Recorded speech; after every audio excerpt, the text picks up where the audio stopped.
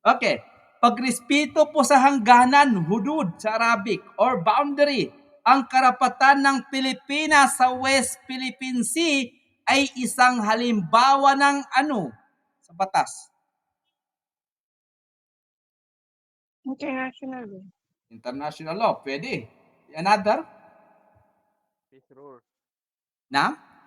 Peace rule, pwede. Another? Dispute po. Dispute, pwede. Okay. Ulitin natin. Pagrespeto sa hangganan, yung boundary. Ang karapatan ng Pilipinas sa West Philippine Sea ay isang halimbawa ng dispute. Okay, ganito na lang, ABCD. Dispute, international law. Ano pa yung banggit natin kanina? Peace rules or sovereignty claim. Saan sa apat? Doon po sa claim. Aha, Sovereignty claim. sovereignty claim. Ganun po ang exam natin, Sister Fahima, Sister Fatima, Sheikh Salahuddin, Sister Waina. Okay lang ganun? Ano ang exam natin? Bentot. Okay lang po, Doc. Okay lang. Okay lang, okay. Masya Allah, barakallahu fikum. No, yan po ang...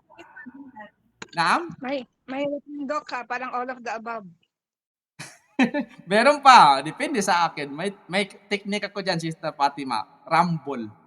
Pag kita niyo yung gusto niyo, pag favorite mo yung scrambled egg, ginaganyan ko siya. Scrambled egg. Opo. All of the above. Minsan, wala pa doon. None of the above. Barakallahu fikum. Okay. Sovereignty claim. Bakit sovereignty claim, mga sisters and brothers? Tafadhalo. Bakit tinatawag natin na sovereignty claim? Naam.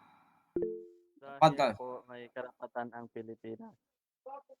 Okay, pagbigyan natin si Salahuddin. Tafadhal. Dahil mayroong Karapatan ang Pilipinas sa West Philippine Sea. Naam, jazakallah khairan. Mumtaz, Salahuddin. Alhamdulillah. Sabi ko sa iyo, unti-unti, catch up mo na. Okay, tafadhal, Sister Princess. Princess. Dagdagan mo yung sinabi niya. Tama po si Salahuddin. Masya Allah. Yan po yung sovereignty claim. Tafadhal. Dagdagan mo? Okay pa, Doc, natin siyang sovereignty claim. Kasi territory yung pinag-uusapan, and of course, ano nga po yung sea. West Philippine Sea. Yes. We can say na sovereignty claim siya due to territory po yung pinag-uusapan, and according sa law and according sa international sovereignty sa maps, ang Philippine West Sea na kiniklaim ng other country is sa Pilipinas po. So basically, sovereignty siya ng Philippines. Naam. Pagmamay-ari natin. Yan po. Barakallahu fikum. So punta tayo, jazakumullah khair, Mumtaz. Dito tayo sa diplomatic immunity. Ang isang embahador ay hindi maaring litisin ng lokal na hukuman dahil sa karapatang pandaigdig. Okay. Tungkulin ng Estado kapag may sigalot tulad ng pagtatalo sa hangganan, kagaya ng Philippine West Philippine Sea or South China Sea, sabi nila, ay dapat dumaan muna sa negosasyon o international arbitration. Yan po yung international arbitration. Meron po akong research yan, no? Between the arbitration law in the Philippines and in Jordan. Okay. So dito ya ikhwani wa akhwati, may mga alituntunin may mga alituntunin po ay nakasentro sa kapayapaan, pandaigdigan, kaayusan. Yan ang tawag yung peace rules. Nagbigay ng karapatan at obligasyon sa lahat ng estado. Kung wala ito, maaaring mauwi sa digmaan at mga sigalot. Nakasalalay din dito ang pakikipagtulungan ng mga bansa sa UN, sa WHO, sa ILO, at iba pang organisasyon. Parang abbreviation lahat yan.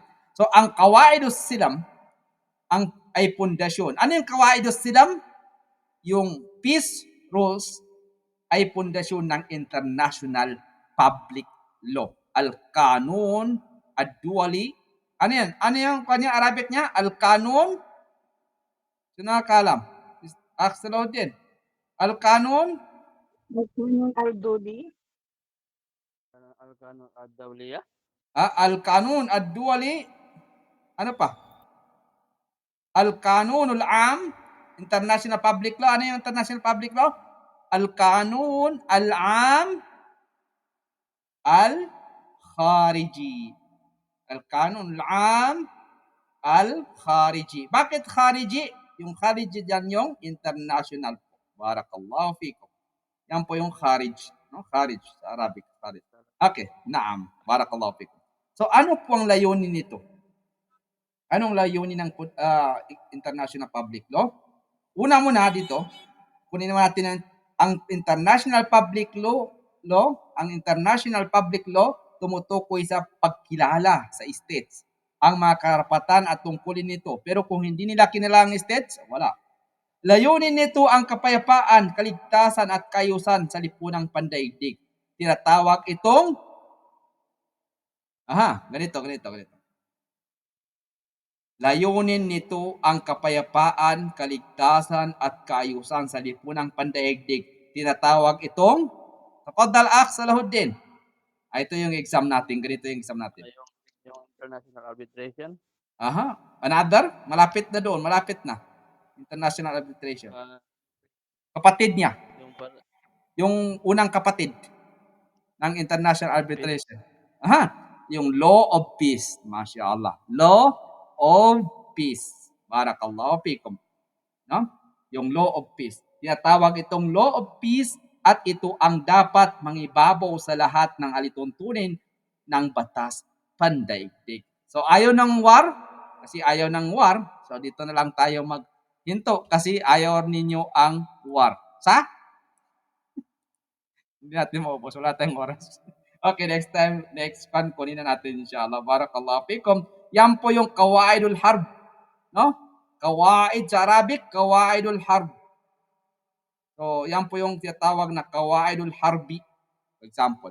So, hanggang dito na lang. Pasensya na po kayo, ya ikhwani wa akhawati. Inshallah, baka makaya din natin kukunin lahat ng division of law and branches of law until the sources of law in Jordan and in the Philippines. What is the main sources or official sources of law in the Philippines and in Jordan? Comparative laws. Comparative law. Allahu Akbar. Al-Jamalul Kanun. Ang kagandahan ng batas. Okay, hanggang dito na lang ya ikhwani wa akhawati. Any questions? In 2 minutes? Wala. Naintindihan na. Okay. Khulasatul kalam sa lahat ng nakuha natin in 3 minutes. Lahat na nakuha natin. Ano nakuha natin today? Sino mga khulasa?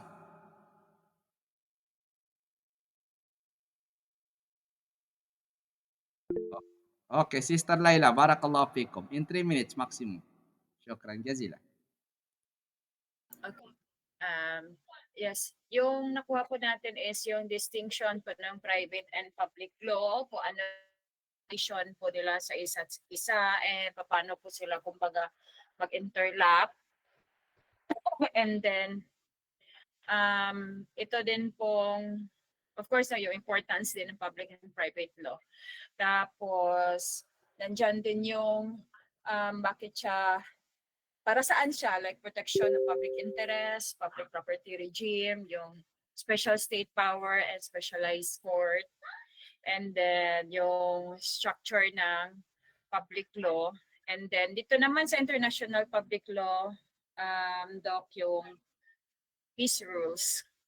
And kung bakit merong international public law nga, and yung ICC nga, no, yung International Court para mamahala, no, sa tinatawag natin na international public law. So andyan yung kumbaga isa't isa na rights and law na fina-follow in every nation, in every country, in every state. para peaceful tayo and walang mangyayaring giyera or war po, or agawan ng lupa. Kahit meron naman. Yun po. Example lang po yun. Barakallah fik Sister Laila. Jazakumullah khairan. Inshallah kukunin natin yung constitutional law, al-kanun, al-dusturi, no? Ito ang pinaka-highest na law sa bansa.